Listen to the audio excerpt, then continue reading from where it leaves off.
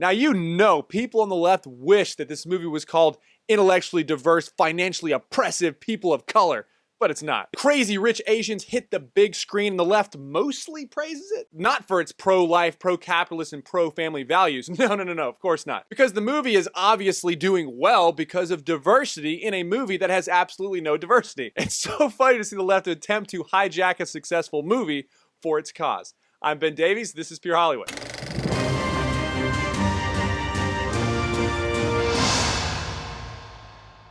Crazy Rich Asians is one of the surprise hits of the summer, but why? Well, the failing New York Times claims it's because, quote, the power of diversity, which of course is as ridiculous as saying this movie is actually diverse. The reason it works is the same as any good movie. Good writing, compelling story, and stirring emotions and laughter. Not whether the performers themselves are white, brown, yellow, turquoise, or Lena Dunham.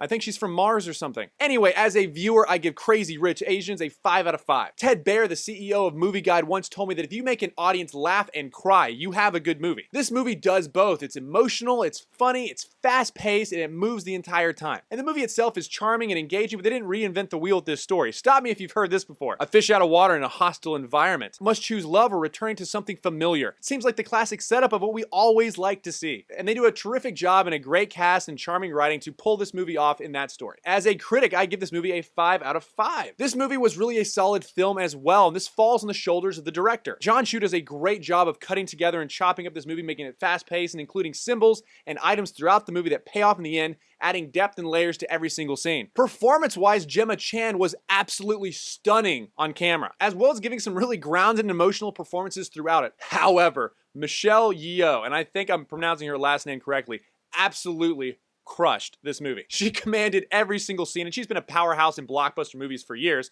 You may remember her from Crouching Tiger, Hidden Dragon, which was up for Best Picture, as well as for me growing up, one of my favorite Bond girls ever. But of course, in this movie, they couldn't just focus on the performances and storyline, they had to also politicize. Awkwafina, an actress in the movie, shouted to the world that, quote, we are out there and we exist. Yes, you do, and China produces, I believe, the 3rd most movies in the world and is the 2nd biggest box office in the world, and India actually being the top producer of movies in the world. However, in Bollywood and in the Chinese market, they're almost exclusively Indian and Chinese actors represented on screen. However, in the United States, Asian Americans make up about 5% of the population. And so by those numbers, you'd see about 1 in 20 performers on screen to look or appear to be Asian. I also think it's fascinating how counter to the narrative the success of this film actually is. The left pushes for diversity, which implies that the majority white Americans in this country discriminate or look down upon people of a different ethnicity, keeping out people of a different race. So by that logic, you would think that China would be embracing this film right now. You'd be wrong, because it might not even show there because they predict that it would flop. So where's the success of this movie coming from? Over 91% of all the box office gross for this movie is from just the United States. It's done almost nothing internationally, which would show that the majority of Americans just support good movies and don't care who the performers are. My faith and values for this film is a 4 out of 5. I love seeing the left stumble and attempt to grab onto any part of this film and claim that's why it's been successful. And the only thing they can say is that the leads are from an oppressed group. However, the wonderful Asian performers in this movie are clearly not oppressed in the movie, and other than a few vague third-wave feminist references, there's absolutely nothing the left can claim in this movie. In fact, many of the left-leaning Asian outlets around the world are slamming this movie. And brace yourselves, they're claiming that there's a lack of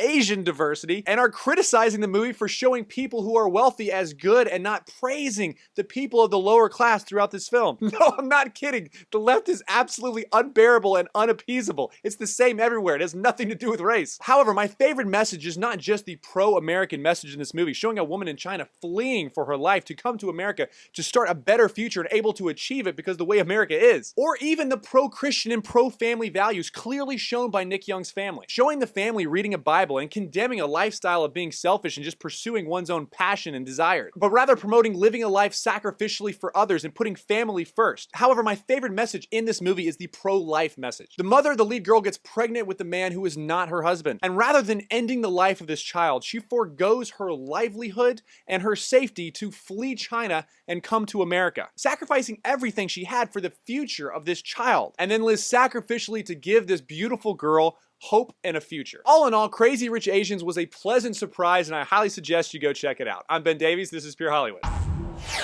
And another fantastic news, you can now download the Rebel app and take me with you wherever you go to get exclusive content in the entire Rebel lineup.